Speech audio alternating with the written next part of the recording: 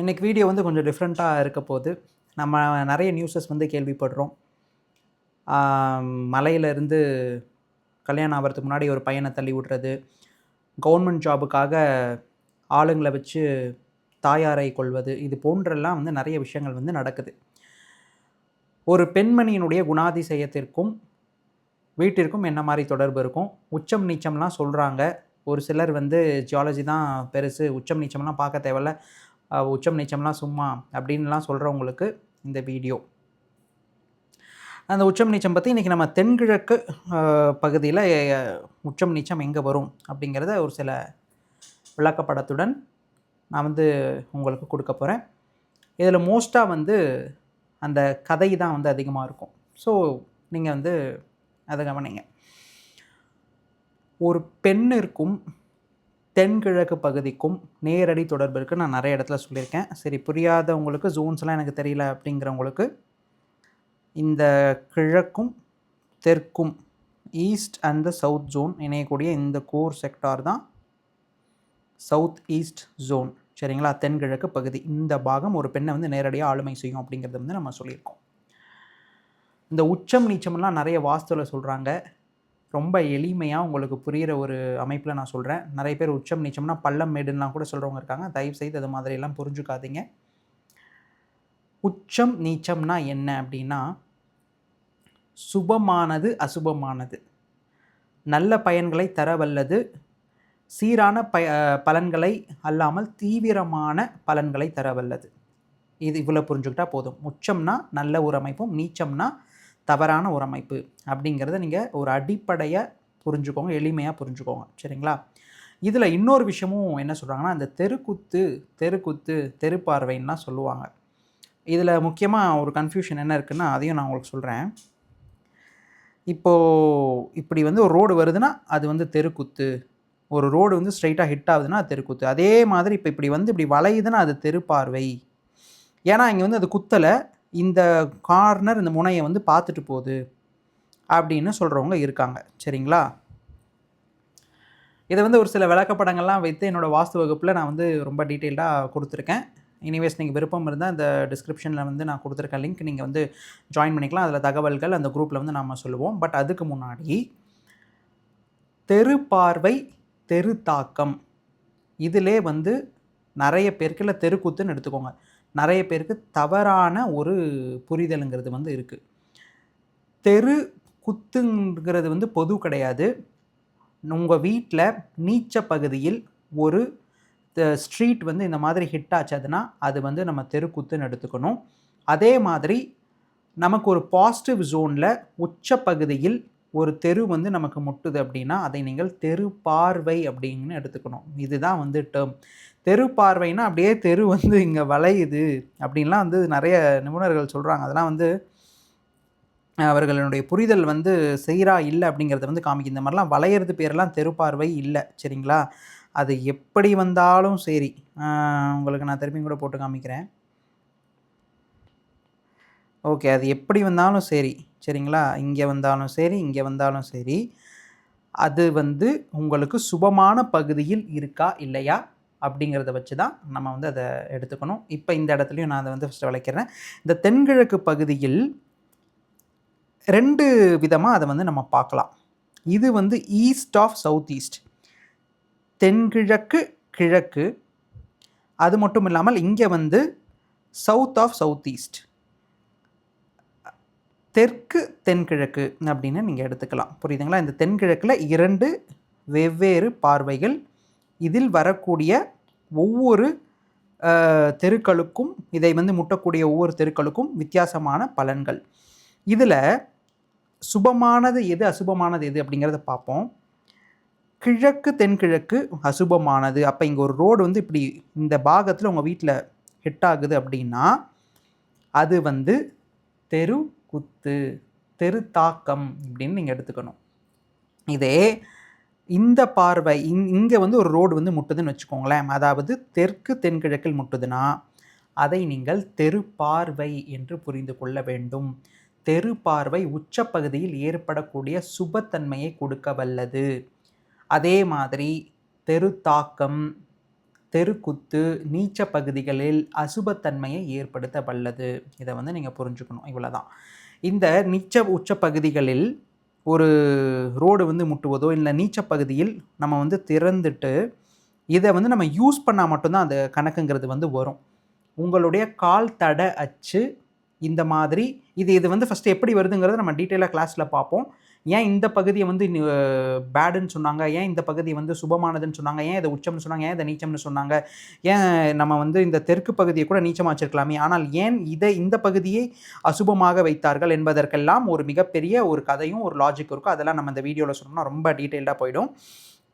நீங்கள் இப்போதைக்கு என்ன புரிஞ்சுக்கணும் அப்படின்னா, இந்த நீச்ச பகுதியில் நீங்கள் வந்து ஒரு டோர் வச்சுருக்கீங்க.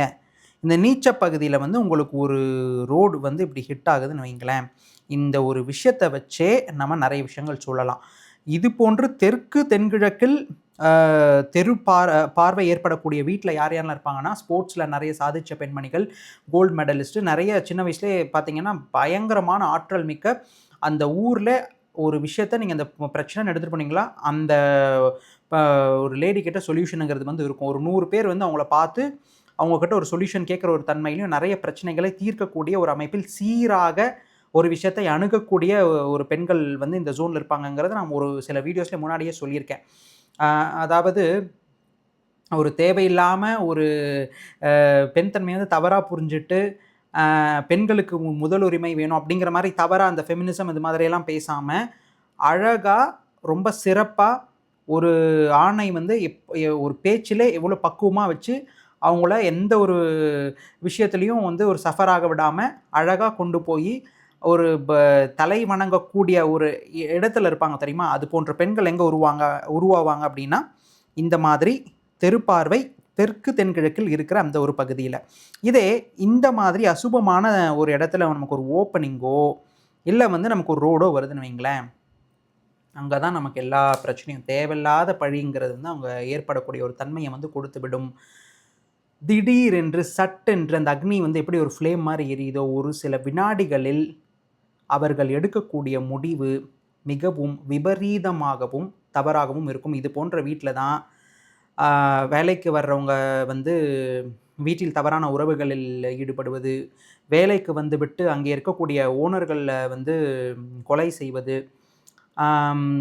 அது மாதிரி பல விஷயங்களை வந்து நம்ம பார்க்கலாம். இதெல்லாம் நீங்கள் எப்படி சார் சொல்கிறீங்க, நீங்கள் வந்து நேரில் போய் இதெல்லாம் பார்த்தீங்களான்னு நீங்கள் கேட்கலாம். அதுக்கு நான் வந்து ஒரு பதில் சொல்கிறேன். இந்த கிரிமினாலஜின்னு ஒரு டிபார்ட்மெண்ட் இருக்குது. ஸோ இதில் வேலை செய்யக்கூடிய ஒரு சில நபர்கள் வந்து சவுத் ஜோன்ல நார்த் இந்தியாவில் எனக்கு நிறைய ஃப்ரெண்ட்ஸுங்கிறது வந்து இருக்காங்க. எப்பொழுதுமே நாங்கள் பேசும்பொழுது இந்த வாஸ்து ரீதியாக அதெல்லாம் வந்து பேசுவோம். அதில் பல விஷயம் அவங்க ஒத்துக்க மாட்டாங்க. பட் நான் வந்து அவங்ககிட்ட இந்த டைரெக்ஷன்ஸ்லாம் எப்படி இருக்காது இதெல்லாம் அந்த அமைப்புகளை கேட்கும்பொழுது நம்ம வந்து கிளியராக அவங்க வந்து சொல்லிவிடுவாங்க. சரிங்களா? அதை வச்சு நம்ம எடுக்கக்கூடிய ஒரு சில விஷயங்கள் தான் என்னால் வந்து உங்களுக்கு கொடுக்க முடியுது. நான் நிறைய கேள்விப்பட்டதில் இந்த தென்கிழக்கில் இது மாதிரி ஒரு தவறு நடக்குது அப்படின்னா, வீட்டிற்கு வேலை செய்வதற்கு வரக்கூடிய பெண்மணி, குறிப்பாக பெண்மணி, அது மட்டும் இல்லாமல் அங்கே வளரக்கூடிய குழந்தைகள், இவர்களினுடைய தீவிரம், இவர்களினுடைய யோசனை, இவர்கள் எடுக்கக்கூடிய முடிவுகள் அனைத்தும் இது மாதிரி ஒரு தவறான அமைப்பில் தான் இருக்குது. இது ஒரு தவறு மட்டும் இல்லை, அங்கே கூட வாயு மூலையிலையும் பெண்களுக்கு நாம் குறிப்பிடக்கூடிய இன்னொரு பகுதியான வடமேற்கு பகுதியிலையும் ஒரு சில தவறுகள்ங்கிறது வந்து ஏற்பட்டிருக்கும். அந்த தீவிரத்தை பொறுத்து அந்த குற்றம், அங்கே நடக்கக்கூடிய குற்றம், அங்கே பெண்களுக்கு மனதளவில் அவர்கள் சட்டென்று எடுக்கக்கூடிய விபரீதமான முடிவு எந்த அளவுக்கு எந்த ஆழத்திற்கு இருக்கும் அப்படிங்கிறது இந்த 2 பகுதிகளையும் நம்ம ஒப்பிட்டு நம்ம கம்பைன் பண்ணி நம்ம சொன்னோம் அப்படின்னாலே நமக்கு ரிசல்ட்டுங்கிறது வந்து கிடைச்சிரும்.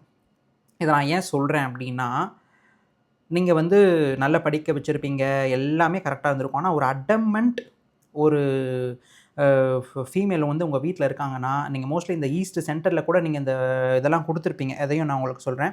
ஈஸ்ட் சென்டரில் கூட நீங்கள் வந்து கரெக்டாக இந்த என்ட்ரன்ஸ்லாம் கொடுத்துருக்க மாதிரி இருக்கும். ஆனால் அது வந்து டிகிரி வைஸ் நமக்கு வேரி ஆயிருந்தாலும் சரி, டில்ட் இருந்தாலுமே அது வந்து உங்களையே நீங்கள் அறியாமல் இந்த கிழக்கு தென்கிழக்கில் வந்து அந்த ஓப்பனிங் வந்த கணக்காக வரும்.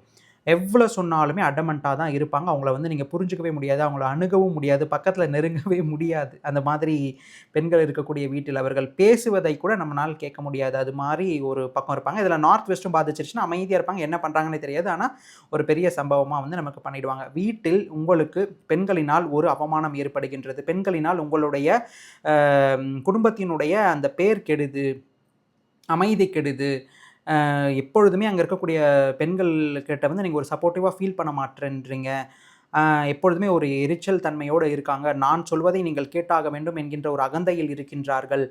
அது மட்டும் இல்லாமல் நிறைய ஃபெமினிசம் பேசக்கூடிய விமனும் சரி, ஃபெமினிசத்திற்காக நிறைய சண்டை போடக்கூடிய ஃபீமேலும் இந்த மாதிரி இருந்தாங்க. நான் ஃபெமினிசத்தை வந்து தப்பாக சொல்கிறதோ, ஆண்கள் பெண்கள் இந்த கான்செப்ட்குள்ளே போல.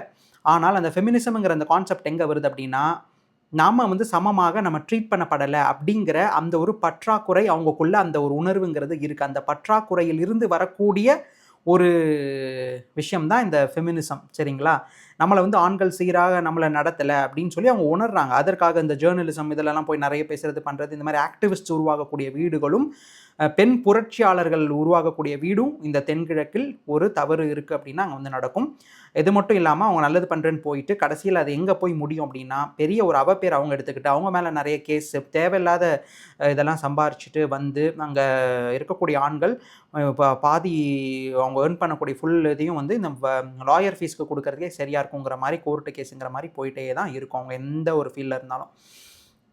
நான் ஏன் இவ்வளோ டேட்டா பாயிண்ட்ஸ் உங்களுக்கு தரேன் அப்படின்னா, நிறைய வந்து உச்சம் நீச்சம் இல்லை, இது வந்து ஜியாலஜிக்கல் பார்த்து திசைகளை மட்டும் நாம் புரிந்து கொண்டால் நம்ம வந்து எல்லாத்தையும் அணுகிடலாம் அப்படின்னு சொல்கிறாங்க. ஜியாலஜிக்கு வந்து நமக்கு என்ன சொல்லுது, பாறைகள் எப்படி உருவாகுது, சமன் இயற்கையாக ஒவ்வொரு இடத்துல டொப்போகிராஃபிக்கலாக சாயில் மெக்கானிக்ஸ் எப்படி இருக்குது, எங்கே லூஸ் சாயில் இருக்குது, எங்கே நம்ம வந்து கரெக்டாக வெஜிடேஷன் பண்ணலாம், இதெல்லாம் வந்து ஒரு நம்ம பேசிக் இது, புரியுதுங்களா?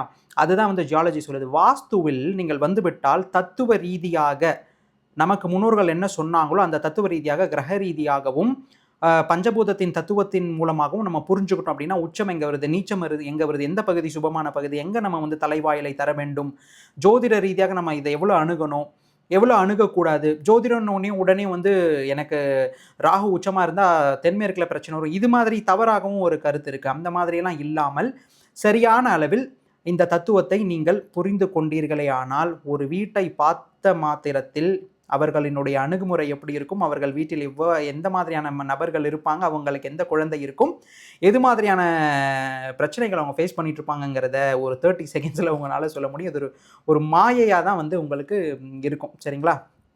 ஸோ நம்மளுடைய வகுப்பில் முக்கியமான விஷயம் என்ன அப்படின்னா, இது மாதிரி ஸ்ட்ரக்சரலாக மட்டும் சொல்கிறது இல்லாமல் தத்துவ ரீதியாக ஒரு கதை வடிவத்தில் நம்மளுடைய வாழ்க்கையில் ஏற்படக்கூடிய ஒவ்வொரு நிகழ்வுகளுக்கும் வீட்டிற்கும் பஞ்சபூதங்களுக்கும் இந்த மாதிரியான ஒரு தொடர்புகள் இருக்குது அப்படிங்கிறத ஒரு வாஸ்து ஆஸ் ஆர்கிடெக்சரல் சயின்ஸாக இல்லாமல் வாஸ்து ஆஸ் லைஃப் சென்ஸாக ஒரு பல்ஸாக உங்களை நான் வந்து உணர வைக்கக்கூடிய ஒரு முயற்சி தான் அந்த வகுப்பாக இருக்கும். அதனால தான் இவ்வளவு நாட்கள் வந்து நான் கடத்திட்டுருக்கேன்.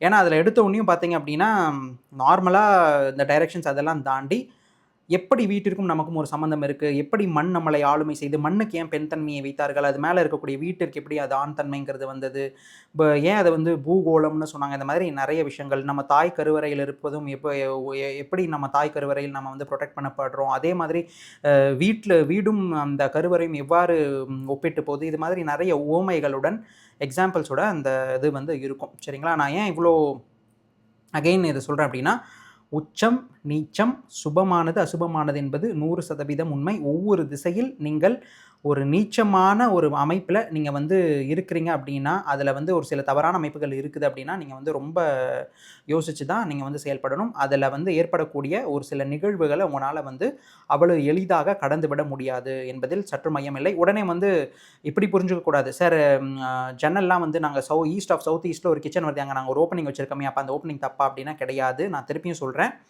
உங்களுடைய கால் தட அச்சு எந்த திக்பாலகரை நோக்கி போதோ அதை வைத்து தான் இந்த உச்சம் நீச்சம் என்பதே எடுத்திருக்காங்க. அதை வந்து அது ஒரு பெரிய லாஜிக். நான் வந்து வகுப்பில் டீல் பண்ணுவேன். அதை நீங்கள் வரும்பொழுது ஏன் இந்த ஜோன் உச்சமாக வந்துச்சு, இந்த ஜோன் நீச்சமாக வந்துச்சு, காலில் வந்து நம்ம ஏன் நடக்கும்போது மட்டும் நமக்கு அது மாதிரியான தீய விளைவுகள் வருது அப்படிங்கிறத வந்து நீங்கள் புரிஞ்சுப்பீங்க. ஜன்னல்களுக்கெல்லாம் நீங்கள் வந்து உச்சம் நீச்சம் பெருசாக பார்க்க தேவையில்லை. முக்கியமாக கிச்சனில், புரியுதுங்களா? கிழக்குலேருந்து நமக்கு கொஞ்சம் சூரிய ஒளி வரும்போது, சூரிய வெளிச்சம் வரும்போது தான் நமக்கு அங்கே ஒரு உயிர்த்தன்மை இருக்கும், அங்கே சமைக்கக்கூடிய இதில் வந்து ஒரு ஃப்ரெஷ்னஸ் இருக்கும், ஒரு பிராணசக்தி இருக்குங்கிறதுக்காக அங்கே கிழக்கில் எப்போவுமே நம்ம ஒரு ஜன்னலுங்கிறது வந்து சஜஸ்ட் பண்ணுவோம். சரிங்களா? இதை வந்து ஜன்னலோட தயவு செய்து ஒப்பிட்டுக்காதீங்க. ஏன்னா எங்கிட்ட நிறைய வந்த கேள்வி இந்த கிழக்கு தென்கிழக்கு பற்றி நம்ம பேசும்பொழுது ஆட்டோமேட்டிக்காக சொல்லிடுவாங்க ஜன்னல் இருக்குது அப்படின்லாம். புரியுதுங்களா?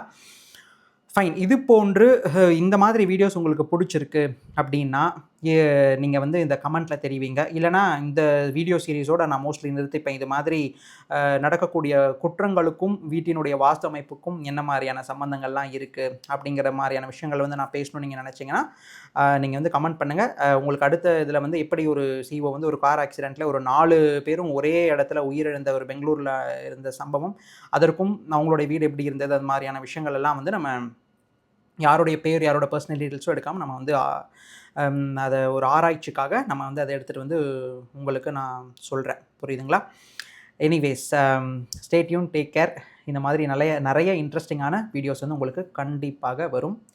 அது வரைக்கும் உங்களிடமிருந்து விடைபெறுவது உங்கள் பாலன்.